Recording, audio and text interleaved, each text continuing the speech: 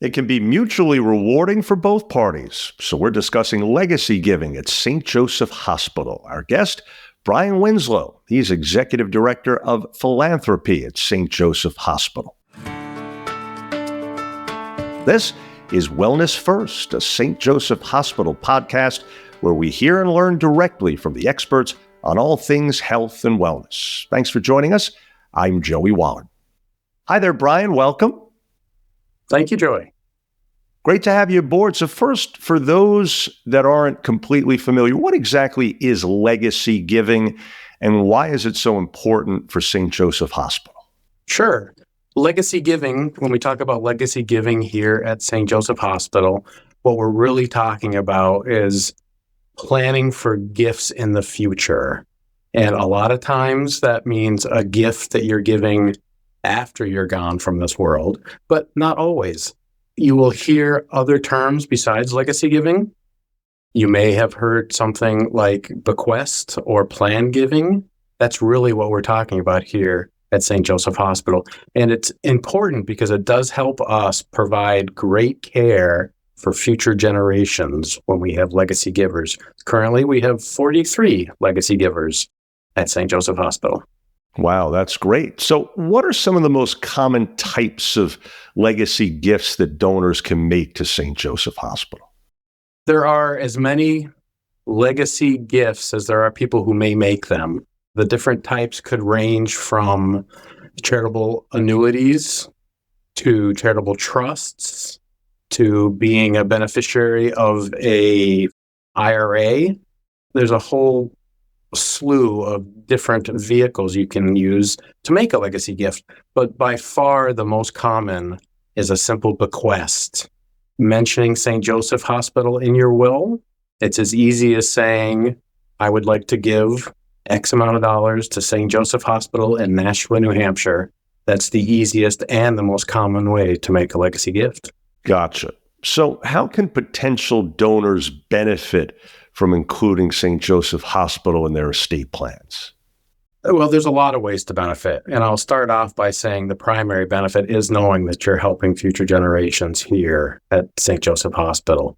There are a slew of tax benefits. You can avoid probate. There are a slew of real life benefits that you can get when you consider a legacy gift and make a legacy gift. I usually defer to lawyers and estate planners when we talk about that. For us here at St. Joseph Hospital, when I talk to a donor about making a legacy gift, I always recommend they talk to their lawyer or their estate planner. But then we talk about the other benefits, the great feeling you get, the fact that you will be publicly recognized. You'll end up in our annual report. There, depending on the gift and the gift vehicle, there may be naming opportunities so that your legacy can be advertised to individuals. And then you get special invitations to our key events here at St. Joseph Hospital. Speaking of which, how about sharing a success story or two as an example of how one of these legacy gifts has made the significant impact on the hospital and its programs that you discussed? Like I mentioned, we have 43 individuals who've made legacy gifts to St. Joseph Hospital. One of the ones that sticks out to me when we talk about the benefits is the Caprio endowment. We actually had a couple, Mr. and Mrs. Caprio, make a pretty significant gift to the hospital from their estate. And in talking with the family, we determined that we wanted to treat it as an endowment so that that gift is always in the bank and invested. And the money that comes out of those investments actually go towards the operations of our mobile health clinic. And that's one of the ways we're able to operate the mobile health clinic. If you're not familiar with our mobile health clinic, we actually spend almost every day of the week out in the community providing healthcare, many different kinds of healthcare, and not all of that is reimbursable. The populations that we reach out to very frequently have low insurance or no insurance. So it's very costly to do this. And it's been a huge win that we've been able to have this planned gift helping us provide mobile health clinic services. And along those lines, Brian, if someone is interested in giving and there's a particular area of the hospital, whether it's a particular facility, maybe a specific area of specialty, can they earmark those funds to go in that direction? Most definitely, Joey. What typically happens is I will sit down with the donor and we'll have those conversations and make sure that their needs also match our needs, right? It doesn't make a lot of sense to earmark to a part of the hospital that doesn't have high needs. But very frequently, individuals already have an idea of where they want to go, and it's a place in the hospital that we know will need some future capital expenses or even some operational expenses. So we sit down, we form a gift agreement, we do earmark, what we call restrict the funds to specific use, and very frequently, planned giving includes restricted gifts like that. What steps should someone take if, in fact, they're interested in setting up a legacy gift for St. Joseph Hospital? You mentioned speaking to a lawyer. What other first steps are involved in the process? Sure. As you heard me say, I always recommend speaking to your lawyer or estate planner, but concurrently, give me a call. And I'll even say my phone number, 603-884-4343. It's always good to have that kind of initial conversation with me so that we know we're on the same page. It's really that easy. If you're interested in doing a bequest, I can give you sample bequest language to take to your lawyer. Or if you're just curious to know, hey, I want to make a restricted gift. I want to earmark these funds. Is this possible? Certainly we can have that discussion. It's really that easy. It's talking to your estate planner and giving me a call.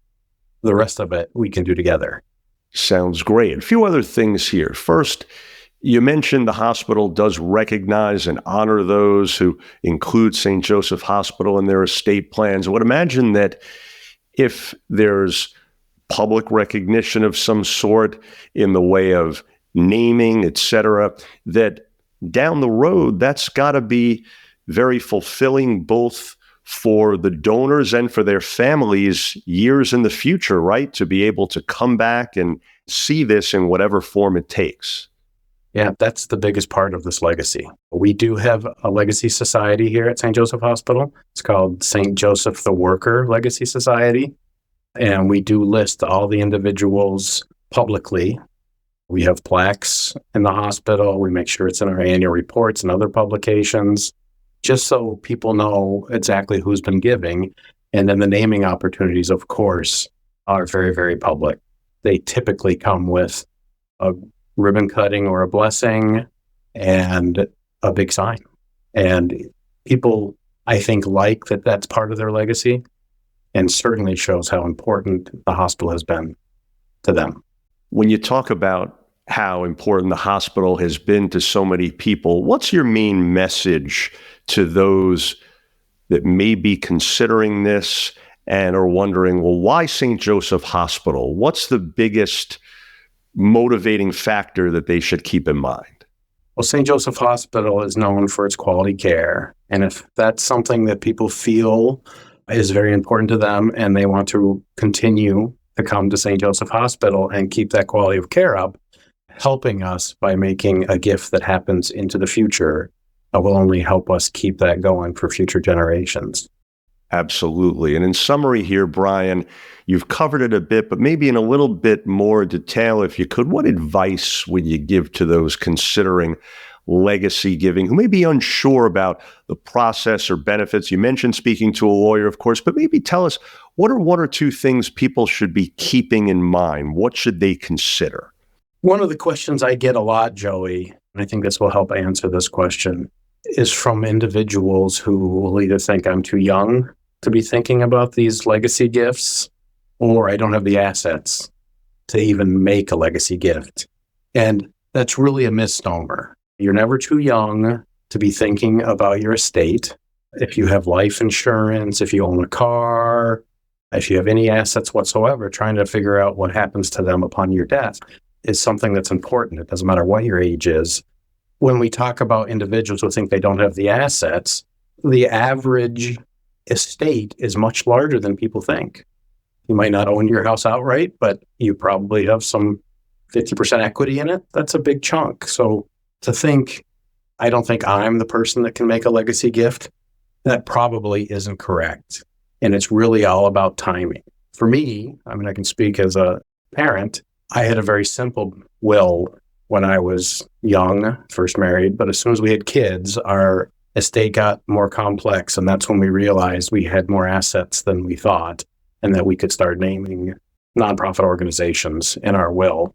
And we were quite young then. We were maybe 30. And we've kept that up. And those legacy gifts have been able to grow while we're still making sure we take care of our children. So if I were asked, hey, what's your advice? My advice is it's never too early to think about it.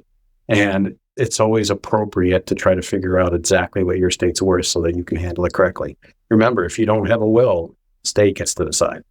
Great advice indeed, and important to clear up some of those common misconceptions that you just mentioned. Brian, you also mentioned earlier that people really should start with you ideally in case they have any questions. So give us your phone number again, please. My phone number is 603-884-4343. All right. Well, folks, we trust you're now more familiar with legacy giving at St. Joseph Hospital. Brian Winslow, important work. Keep up the great job, and thanks so much again. Thank you, Joey. You got it. And for more information, please do visit stjosephhospital.com/support-Saint. That's ST-Joseph. If you found this podcast helpful, please do share it on your social media. And thanks so much again for being part of Wellness First, St. Joseph Hospital podcast, where we hear and learn directly from the experts on all things health and wellness.